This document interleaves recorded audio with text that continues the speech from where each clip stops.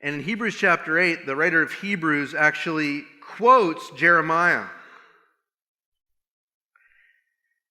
And he says in chapter 8, verse 8, "For he, that is God, finds fault with them." That is, God finds fault with Israel. He saw they were blind. He saw they wouldn't obey. "Behold, the days are coming," and now he's quoting the Old Testament, "when, declares the Lord, when I will establish a new covenant with the house of Israel, and with the house of Judah, not like the covenant I made with their fathers on the day that I took them by the hand to bring them out of the land of Egypt, for they did not continue in my covenant." The reason this covenant will be different is that the people who I make this covenant with, they'll actually keep obeying me. They'll actually keep continuing with me, not like Israel, who just flickered around, obeying inconsistently and mostly disobeying. "For they did not continue in my covenant, so I showed no concern for them, declares the Lord. For this is the covenant that I will make with the house of Israel after those days, declares the Lord. I will put my laws into their minds." I'm going to make them love what I wrote, make them want to do it. "And write them on their hearts. I will be their God, and they shall be my people. And they shall not teach each one his neighbor and each one his brother, saying, Know the Lord. For they shall all know me, from the least of them to the greatest. For I will be merciful towards their iniquities, and I will remember their sins no more." You know, many Christians have this concept that at the bottom of their heart is sort of this yin and yang of good and evil.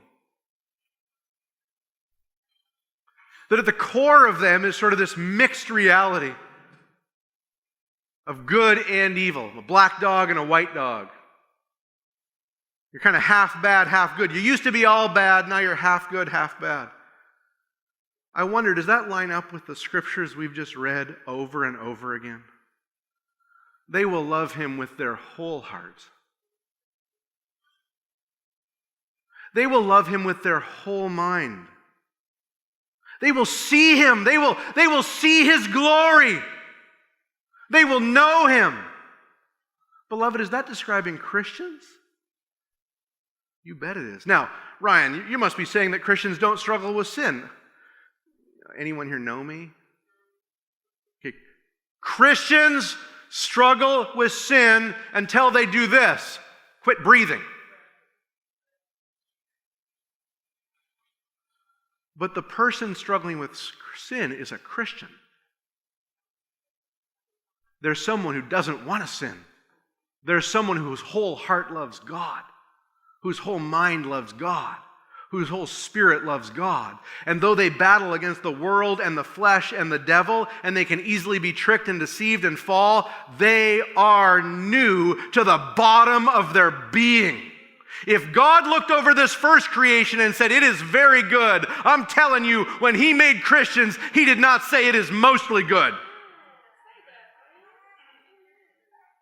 The greatest reality as a Christian is for you to become you.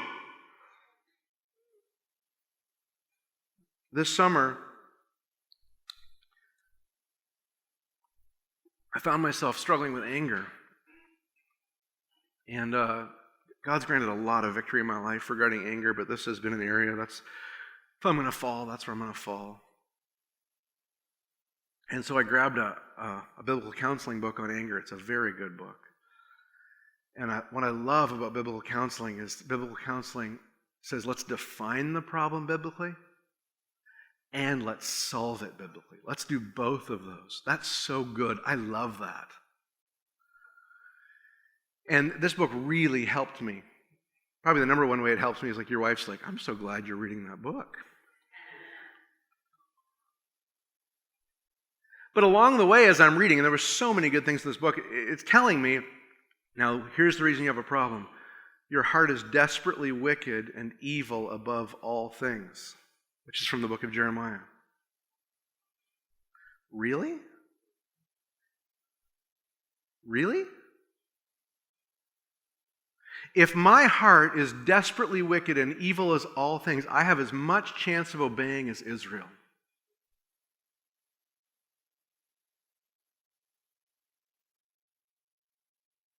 I need a new heart.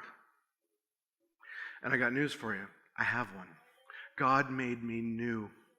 He saved me.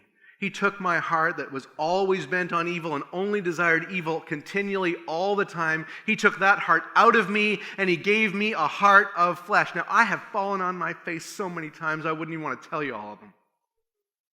Because I still stumble in many ways, says James. If I told you I was without sin, I would be deceiving myself and the truth would not be in me. But I tell you what, the me who's fighting is new. And I am not helped in the fight by having that called into question. And so the best biblical counseling will say, let's define the problem biblically. Let's solve the problem biblically. But if we're dealing with a Christian, we need to be telling them, you can fight this fight because you're new.